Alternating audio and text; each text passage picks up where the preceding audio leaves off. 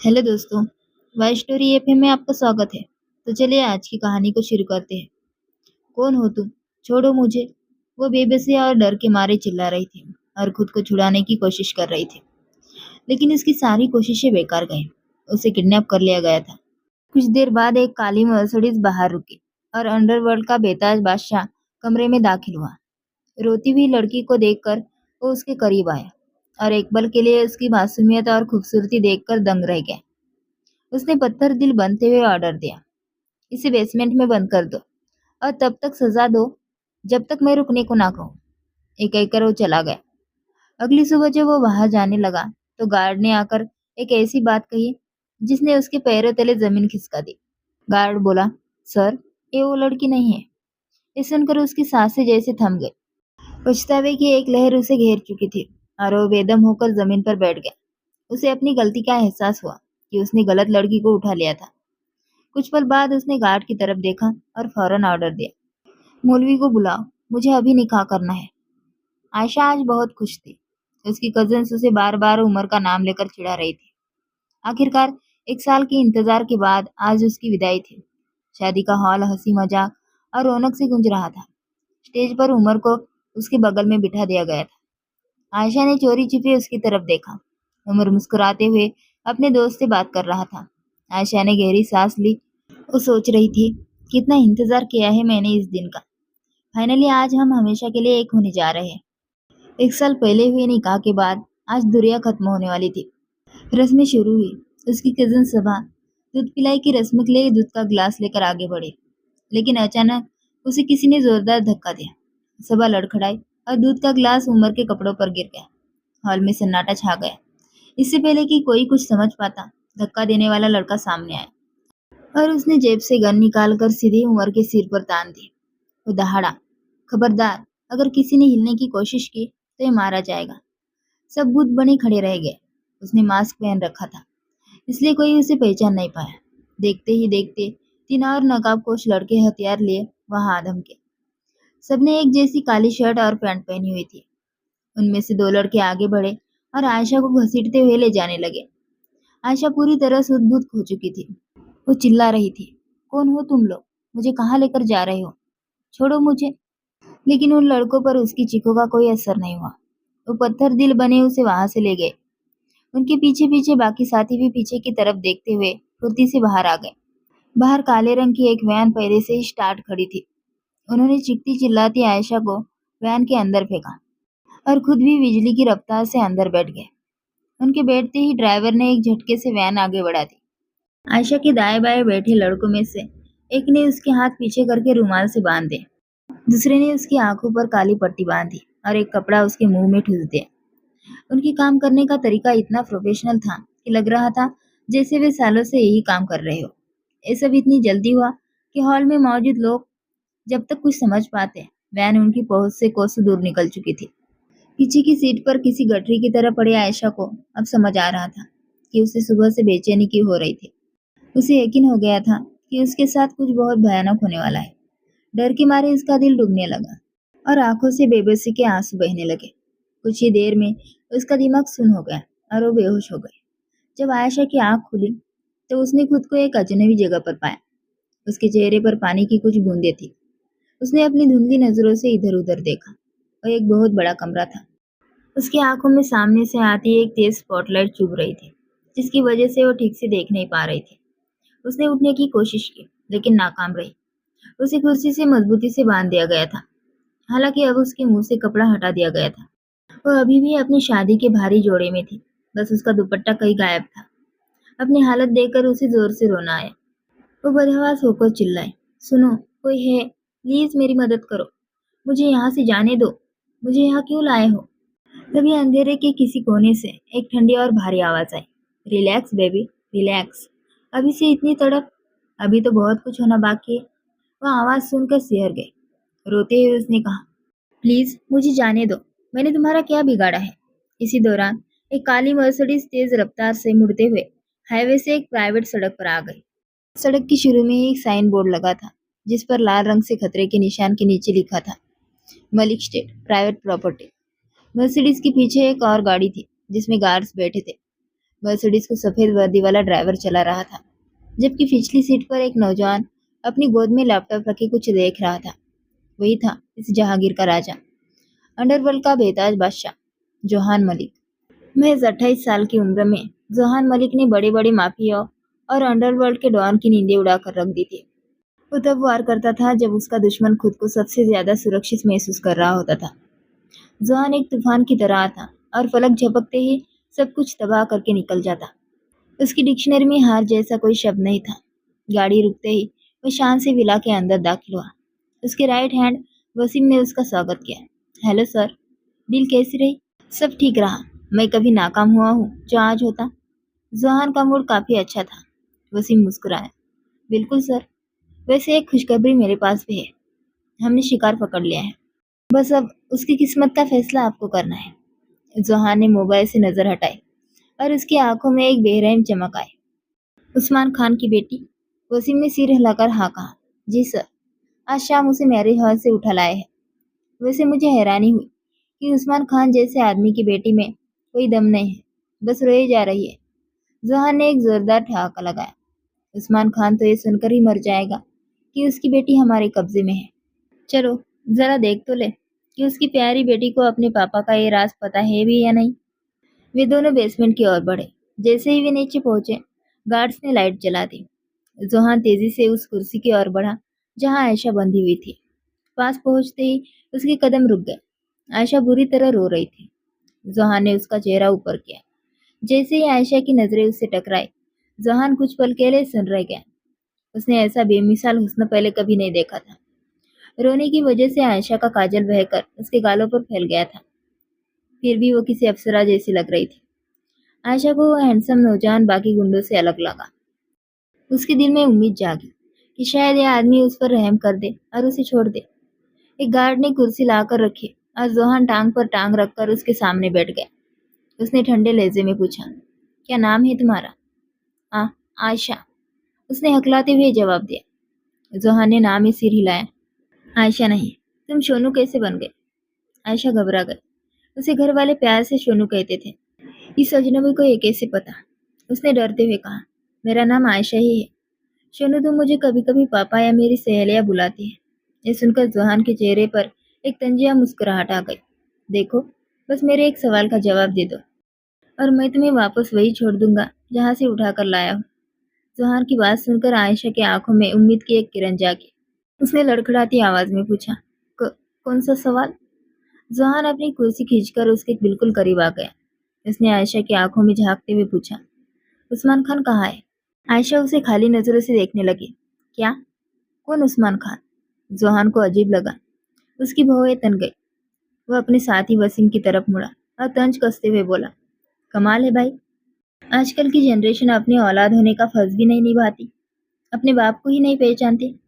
वसीम और बाकी लोग ठहाके मारकर हंसने लगे, लेकिन आयशा का डर अब खौफ में बदल चुका था। उसे समझ आ गया कि यहाँ कोई बहुत बड़ी गलतफहमी हुई है। मेरे पापा का नाम उस्मान खान नहीं है। प्लीज मेरा यकीन कीजिए, मैं इस नाम के किसी आदमी को नहीं जानती। मुझे तो ये भी नहीं पता कि आप लोग कौन हैं और मुझे यहाँ क्यों लाए हैं। वह और भी कुछ कहना चाहती थी, लेकिन जोहान चिढ़ गया। उसने हाथ के इशारे से उसे चुप कराया और बोला, मुझे तुम्हारी ये एक्टिंग नहीं देखनी। तुम जितना चाहे इनकार करो, तुम्हें अपने बाप का पता बताना ही होगा, वरना तुम इसी बेसमेंट में सड़ती रहोगे। उसने वसीम को ऑर्डर दे, शिफा को बुलाओ और इस लड़की को यही बंद कर दो। जोहान बेसमेंट के दरवाजे पर आकर सिगरेट सुलगाने लगा। कुछ ही मिनटों में शिफा वहां आ गई, जो दिखने में बहुत खूबसूरत थी। शिफा हाजिर हो गई है बॉस, बताइए क्या करना है? जोहान ने एक नज़र शिफा के ग्लैमरस अंदाज को देखा और फिर पीछे बैठी हुई रोती बिलखती आयशा को। दोनों में कोई मुकाबला ही नहीं था। वो सादगी से भरी लड़की शिफा से कहीं ज्यादा खूबसूरत और मासूम थी। एक पल के लिए जोहान का दिल भी पिघल गया, लेकिन तभी उसके अतीत की कोई कड़वी याद उसके दिमाग में ताज़ा हो गई। उसने खुद से कहा, नहीं जोहान, तुम्हें किसी पर तरस खाने का या प्यार करने का कोई हक नहीं है। तुम इसके काबिल ही नहीं हो। सिर्फ अपने काम पर फोकस करो। उसने पत्थर दिल बनकर शिफा को हुक्म दिया, इसे तब तक सजा दो जब तक मैं रुकने को ना कहूँ। मुझे उस्मान खान का पता चाहिए और इससे सच उगलवाना अब तुम्हारी जिम्मेदारी है। ये कहकर वो बाहर निकल गया। हालांकि उसका मन बार बार उस मासूम की तरफ वापस जाने को कर रहा था। शिफा जोहान की गैंग की सबसे वफादार और खतरनाक मेंबर थी। वो अपने बॉस के लिए कुछ भी कर सकती थी। उसने गार्ड्स को बाहर जाने का इशारा किया। शिफा ने पहले प्यार से आयशा से सच उगलवाने की कोशिश की। जब वो नाकाम रही तो उसने अपना खौफनाक रूप दिखाया। उसने टॉर्चर का हर तरीका आजमाया, लेकिन दर्द से तड़पती आयशा का बस एक ही जवाब था, मैं किसी उस्मान खान को नहीं जानती। तकरीबन आधे घंटे बाद शिफा बेसमेंट से बाहर निकली। वो बहुत थकी हुई और झुंझलाई हुई लग रही थी। उसके चेहरे पर साफ दिख रहा था कि वो हार मान चुकी है। अपनी लाइफ में पहली बार वो कोई काम पूरा करने में फेल हुई थी। वो सीधे डिनर टेबल पर पहुंची, जहां जवान खाना खा रहा था। उसने उसे रिपोर्ट देते हुए कहा, सर, मैं अपनी तरफ से पूरी कोशिश कर चुकी हूँ, लेकिन वो लड़की बेहोश हो गई है। अगर अब उसे जरा भी और मारा पीटा तो वो मर जाएगी। आई एम सॉरी, पर मैं सच नहीं उगलवा पाई। जहान ने सलाद का एक टुकड़ा खाते हुए उसे देखा और बड़ी बेरुखी से कहा, ठीक है, आज रात उसे आराम करने दो। जब उसे होश आए तो कुछ खिला पिला देना। कल सुबह फिर से पूछताछ शुरू करना। आखिर वो उस्मान खान की बेटी है। मुझे पूरी उम्मीद है कि अगर उस्मान खान में जरा सी भी सेल्फ रिस्पेक्ट बाकी है तो अपनी बेटी को बचाने के लिए वो खुद सामने आएगा। एक एक कर वो दोबारा अपने खाने में बिजी हो गया और शिफा एक गहरी सांस लेकर वहां से चली गई। खाना खत्म करने के बाद जोहान अपने कमरे में चला गया। उसने लाइट बंद की और बेड पर लेटकर सिगरेट पीने लगा, लेकिन उसके दिल की बेचैनी खत्म नहीं हो रही थी। उसे बार बार लग रहा था कि कहीं कुछ बहुत गलत हो रहा है, पर वो समझ नहीं पा रहा था कि आखिर बात क्या है। जैसे ही वो आंखें बंद करता, आयशा का वो मासूम चेहरा उसके सामने आ जाता, जो उसे परेशान कर रहा था। अगली सुबह जब वो तैयार होकर बाहर निकला तो सामने वसीम खड़ा था। वसीम का चेहरा उतरा हुआ था, जिसे देखकर जोहान चौंक गया। क्या बात है वसीम, तुम इतने परेशान क्यों दिख रहे हो? वसीम ने नजरें झुकाकर कहा, सर, बहुत बड़ी गलती हो गई। वो लड़की उस्मान खान की बेटी नहीं है। ये सुनते ही जोहान के पैरों तले जमीन खिसक गई। वह हक्का बक्का होकर चिल्लाया, क्या मतलब? ये तुम क्या कह रहे हो? वसीम ने डरते हुए बताया, सर, हमें जो जानकारी मिली थी वो गलत थी। रात को हमारे पुराने ब्रोकर सुल्तान भाई आए थे। मैं उन्हें बेसमेंट में ले गया, जहां उन्होंने उस लड़की को देखते ही पहचान लिया। वो उनके दोस्त बशीर मिर्जा की बेटी है। उस्मान खान से उसका दूर दूर तक कोई रिश्ता नहीं है। जोहान का सिर चकराने लगा। पछतावे और शर्मिंदगी के मारे वो वही जमीन पर बैठ गया। ये मैंने क्या कर दिया? एक बेगुनाह लड़की पर इतना जुल्म? उसे ऐसा महसूस होने लगा जैसे उसके अतीत की कोई पुरानी याद उसका गला घोट रही हो। वो तुरंत खड़ा हुआ और चिल्लाकर बोला, उसे अभी ऊपर ला, उसका पूरा ख्याल रखा जाए। जो हो चुका था उसे वो बदल तो नहीं सकता था, लेकिन वो उसकी भरपाई करना चाहता था। उसने वसीम को आदेश दिया कि वो फौरन पता लगाए कि आयशा को कहाँ से उठाया गया था और उसके घर वाले कौन है। पूरे विला में अफरा तफरी मच गई। जब आयशा को होश आया तो उसने खुद को एक बड़े और आलीशान कमरे के नरम बिस्तर पर पाया। उसके जख्मों पर पट्टी बांधी जा चुकी थी और उसने साफ सुथरे कपड़े पहन रखे थे। जैसे ही उसने उठने की कोशिश की, दर्द की एक तेज लहर ने उसे कराहने पर मजबूर कर दिया। तभी जोहान कमरे में आया। आयशा ने डरते हुए उस नौजवान को देखा, जो कल बेसमेंट में उससे सवाल जवाब कर रहा था। जोहान को समझ नहीं आ रहा था कि बात कहाँ से शुरू करे। उसने आज तक किसी से माफी नहीं मांगी थी, लेकिन आज उसकी ईगो खत्म हो चुकी थी। थोड़ी देर खामोश रहने के बाद उसने हिम्मत जुटाया और कहा, आई एम वेरी सॉरी। मुझे बिल्कुल अंदाजा नहीं था कि तुम वो नहीं हो जिसे मैं ढूंढ रहा हूँ। मुझे तुम्हारी बात सुननी चाहिए थी, पर मैं बदले की आग में अंधा हो गया था। मैं अपनी इस हरकत पर बहुत शर्मिंदा हूँ। आयशा हैरान होकर उसे देखती रह गई। उसे अपने कानों पर यकीन नहीं हो रहा था।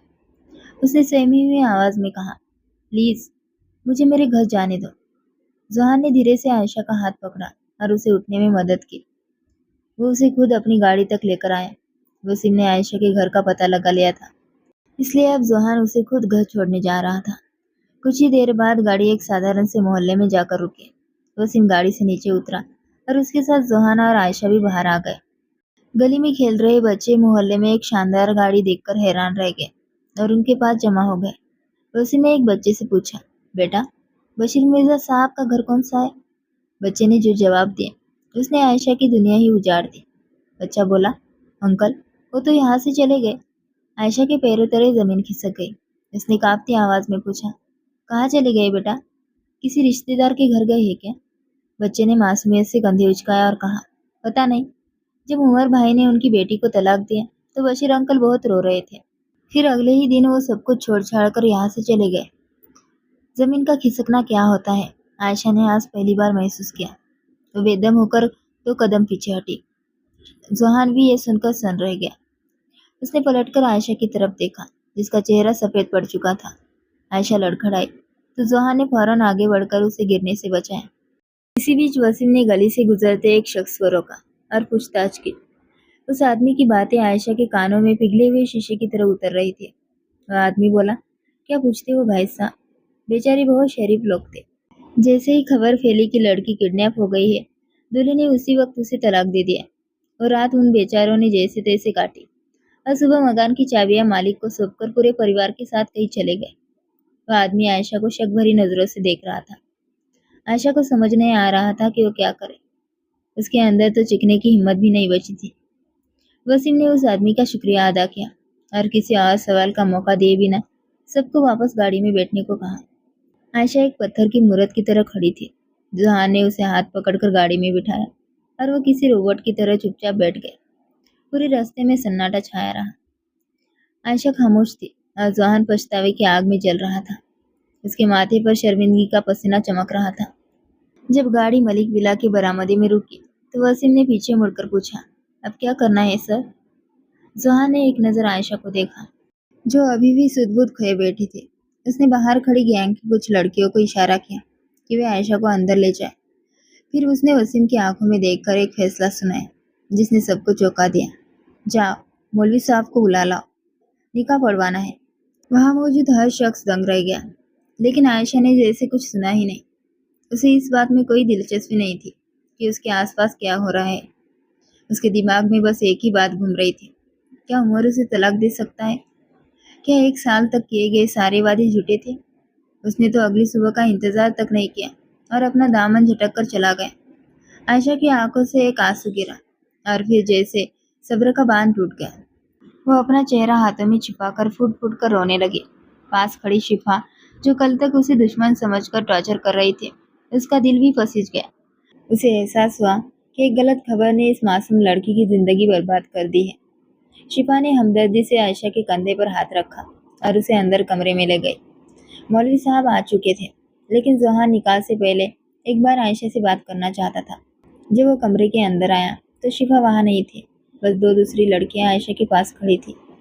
जोहान को कमरे में आते देख दोनों लड़कियां उठ खड़ी हुई। उसने इशारे से उन्हें बाहर जाने को कहा और धीरे धीरे चलकर आयशा के करीब आकर खड़ा हो गया। उसने संजीदगी से कहा, मुझे नहीं पता कि मेरा ये फैसला सही है या गलत, लेकिन मैंने तय किया है कि मैं तुम्हें अपना हमसफर बनाऊंगा। मेरी गलती की सज़ा तुम्हें नहीं मिलनी चाहिए।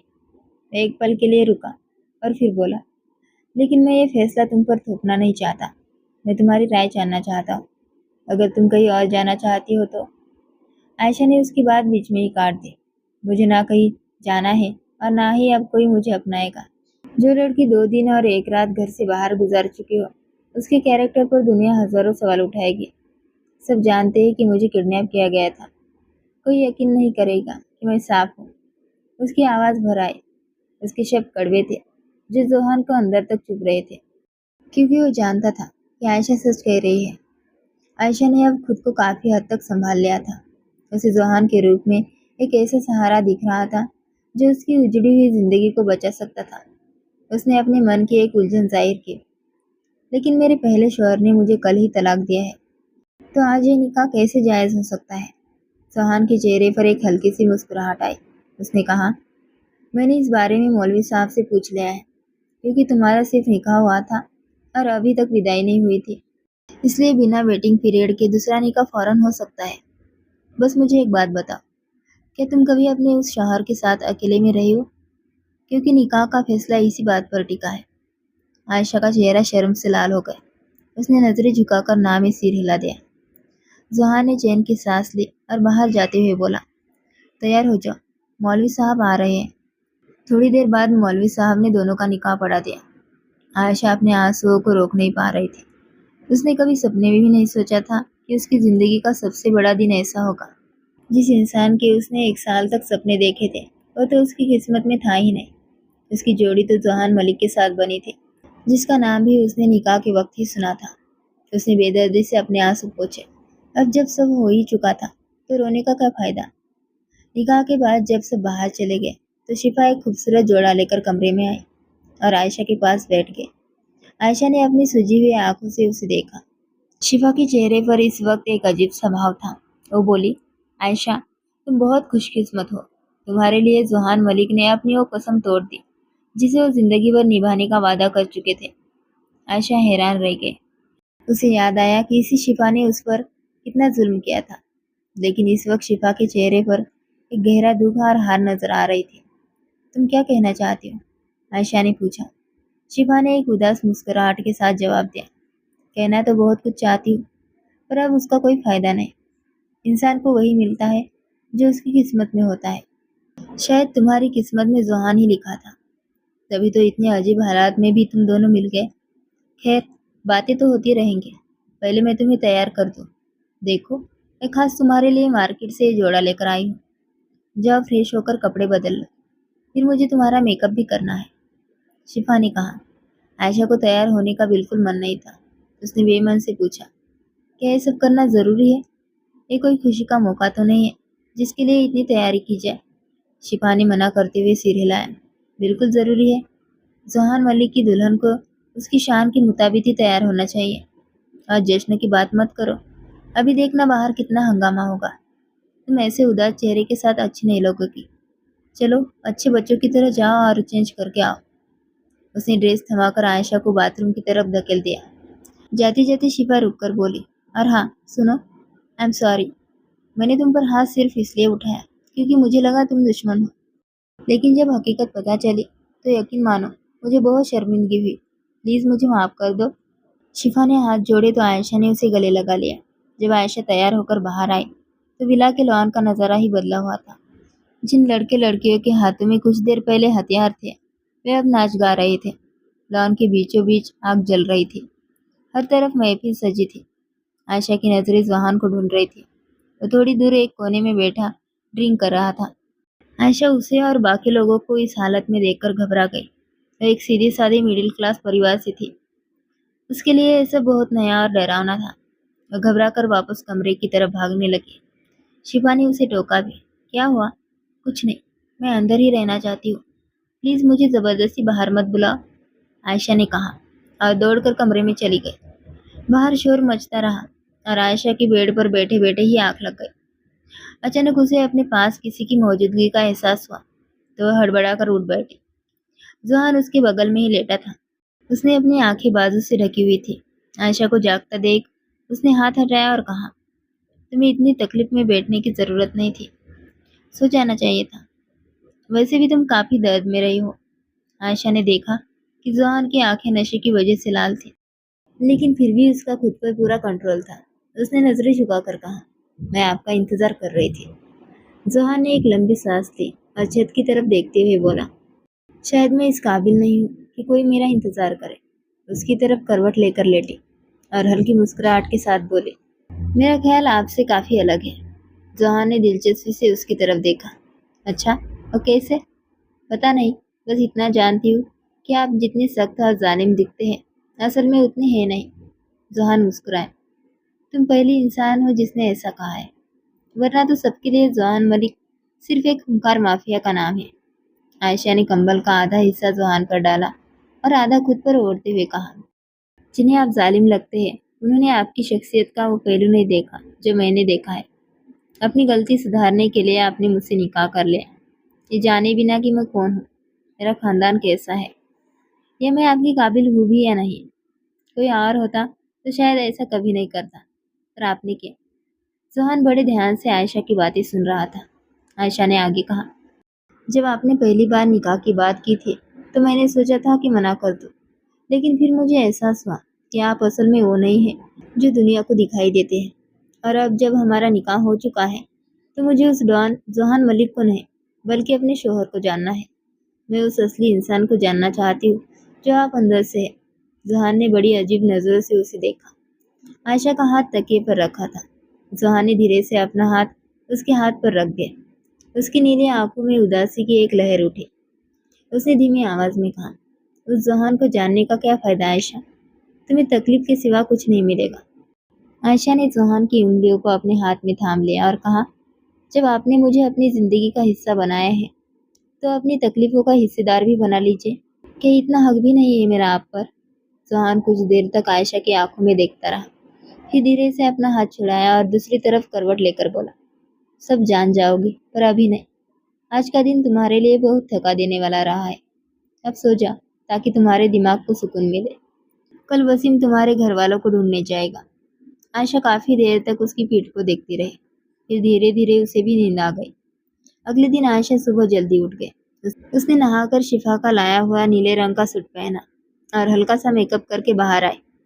ولا کے بڑے سے ہال میں آ کر وہ ایک پل کے لیے رک گئے۔ وہاں صوفوں پر کچھ لڑکے عجیب ڈھنگ سے سوئے ہوئے تھے، کچھ کے کمبل نیچے گر گئے تھے اور وہ ٹھنڈ میں سکڑے ہوئے لیٹے تھے۔ یہ دیکھ کر عائشہ کے چہرے پر ایک ممتا بھری مسکراہٹ آ گئی۔ ان لڑکوں کی عمر مشکل سے 20-22 سال رہی ہوگی تو اسے اپنا چھوٹا بھائی تیمور یاد آ گیا۔ وہ بھی نیند میں ایسے ہی سکڑ جاتا تھا جب اسے ٹھنڈ لگتی تھی۔ اپنوں کی یاد نے عائشہ کی آنکھیں نم کر دی۔ اس نے اپنے آنسو پوچھے اور جھک کر ان لڑکوں کے کمبل ٹھیک کرنے لگی۔ جیسے ہی وہ مڑی، اس نے دیکھا کہ شفا دروازے پر کھڑی اسے دیکھ رہی ہے۔ شفا نے ہاتھ ہلا کر کہا، گڈ مارننگ، بہت جلدی اٹھ گئی؟ عائشہ اس کے پاس آئی اور بولی، ہاں، مجھے جلدی اٹھنے کی عادت ہے۔ گھر پر بھی ممی پاپا کے بعد میں ہی سب سے پہلے جاگتی تھی۔ گھر والوں کا ذکر آتے ہی اس کی آنکھیں پھر بھر آئی۔ شفا نے اسے ہمدردی سے دیکھا۔ گھر والوں کی یاد آ رہی ہے؟ عائشہ نے ایک پھیکی مسکراہٹ کے ساتھ جواب دیا، ہاں، ان لڑکوں کو ایسے سوتے دیکھ مجھے اپنے چھوٹے بھائی تیمور کی یاد آ گئی۔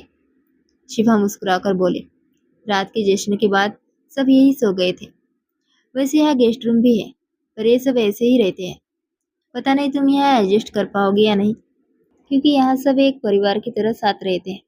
زوہان کو یہ سب بڑے بھائی کی طرح مانتے ہیں۔ اب اس کی بیوی ہونے کے ناطے تم ان سب کی بھابھی بن جاؤ گی۔ ویسے میں تو وسیم کی سوا سب کی بڑی بہن ہوں۔ یہ سن کر دونوں ہنس پڑے۔ عائشہ نے شرارت سے پوچھا، کیوں، وسیم تمہارا بھائی نہیں ہے کیا؟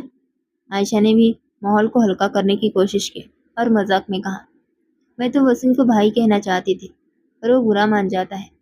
وہ ہنستے ہوئے بولے، برا تو مانے گا ہی، اس کی نیت تو کوئی اور ہی رشتہ جوڑنے کی ہے۔ شفا کا انداز کافی بدلا ہوا سا تھا۔ عائشہ نے اسے چھیڑا، تو پھر رشتہ بنا کیوں نہیں لیتی؟ اچھا خاصا ہینڈسم تو ہے وہ۔ اس نے کل وسیم کو غور سے دیکھا تھا، وہ واقعی کافی اٹریکٹیو تھا۔ شفا کھلکھلا کر ہنس پڑی، ہاں، اب تو اس بارے میں سوچنا ہی پڑے گا۔ خیر، باتیں تو ہوتی رہیں گی، پہلے یہ بتاؤ کہ ناشتے میں کیا کھاؤ گی؟ میں کوک کو بول دیتی ہوں۔ عائشہ نے فوراً منع کر دیا، نہیں، آج ناشتہ میں خود بناؤں گی۔ شفا حیران رہ گئی، ارے پر آج تو تمہارا یہاں پہلا دن ہے، ابھی سے کام کرو گی تو زوہان بھی سوچیں گے کہ آتے ہی بیوی کو ڈیوٹی پر لگا دیا۔ عائشہ مسکرائی، وہ ایسا کچھ نہیں کہیں گے، تم بس مجھے کچن دکھاؤ۔ شفا نے اسے ڈرایا، سوچ لو، یہاں پوری فوج کا ناشتہ بنانا پڑتا ہے۔ لیکن عائشہ اپنی بات پر اڑی تھی۔ اس نے کچن میں جاتے ہی آستینیں چڑھا لی اور کام میں جٹ گئی۔ اس کی پھرتی دیکھ کر شفا نے کہا، قسم سے اس وقت تم بالکل ایک سگڑ بہو جیسی لگ رہی ہو۔ ہنسی مذاق کے بیچ عائشہ اچانک سیریس ہو گئی۔ اس نے شفا سے پوچھا، شفا، ایک بات سچ سچ بتاؤ گی؟ کیا یہاں تم لوگوں کی سوا اور کوئی نہیں رہتا؟ میرا مطلب ہے، زوہان کے گھر والے کہاں ہیں؟ شفا کی آنکھوں میں اداسی چھا گئی۔ ان کے گھر والے اب اس دنیا میں نہیں ہیں، ان کے ساتھ بہت بڑی ٹریجڈی ہوئی تھی۔ عائشہ نے کہا، میں ان کے بارے میں سب کچھ جاننا چاہتی ہوں۔ وہ اتنے چپ اور اداس کیوں رہتے ہیں؟ کیا تم مجھے ان کے عتیت کے بارے میں بتاؤ گی؟ شفا نے ایک گہری سانس لی اور بتانا شروع کیا۔ زوہان کے پاپا عبد الملک ایک بہت بڑے بزنس مین تھے۔ انہوں نے بہت دولت اور عزت کمائی، لیکن وہ ایک جگہ دھوکہ کھا گئے۔ انہوں نے اپنے پارٹنر عثمان خان پر بھروسہ کیا۔ جب عبدل صاحب بیمار پڑے تو عثمان خان نے دھوکے سے ساری جائیداد اپنے نام کروا لی۔ اس صدمے سے عبدل صاحب کی موت ہو گئی۔